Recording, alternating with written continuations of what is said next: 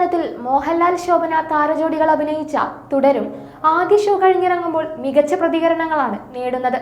ഒരുപാട് കാലത്തിന് ശേഷം ലാലേട്ടനെ ആ വിന്റേജ് ലുക്കിൽ കാണാനായതിന്റെ സന്തോഷത്തിലാണ് ആരാധകർ. ഒരു കുടുംബ ചിത്രമായി എത്തിയ ഈ പടത്തിൽ ഒരു സാധാരണ ടാക്സി ഡ്രൈവറായാണ് ലാലേട്ടൻ വേഷമിട്ടത്. വലിയ ഇടവേളയ്ക്ക് ശേഷം മോഹൻലാൽ ശോഭന താരജോഡികൾ ഒന്നിക്കുന്നതിന്റെ ആകാംക്ഷയും ആരാധകരിലുണ്ടായിരുന്നു.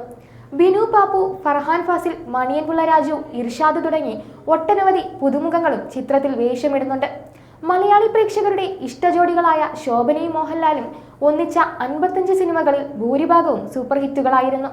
നാടോടിക്കാറ്റിലെ ദാസനും രാധയും, മിന്നാരത്തിലെ ബോബിയും നീനയും, തേന്മാവിൻ കൊമ്പത്തിലെ കണ്ണുകൾ കൊണ്ടുപോലും പ്രണയം പറഞ്ഞ മാണിക്കനും കാർത്തുമ്പിയും ഒക്കെ പ്രേക്ഷകരുടെ മനസ്സിൽ എന്നും ഇടം പിടിച്ചവയാണ്.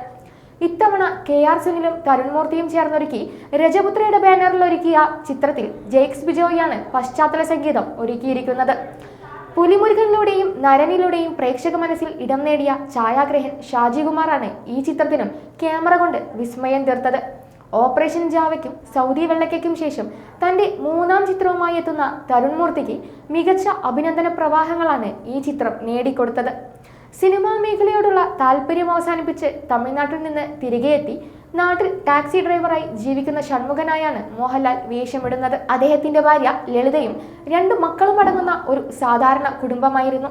പിന്നീട് അങ്ങോട്ട് ഷൺമുഖന്റെ മാർക്ക് മോഡൽ കറുപ്പ് അംബാസിഡർ കാർ പോലെയാണ് അദ്ദേഹത്തിന്റെ ജീവിതത്തിന്റെ ഗിയറും മാറിക്കൊണ്ടിരിക്കുന്നത്.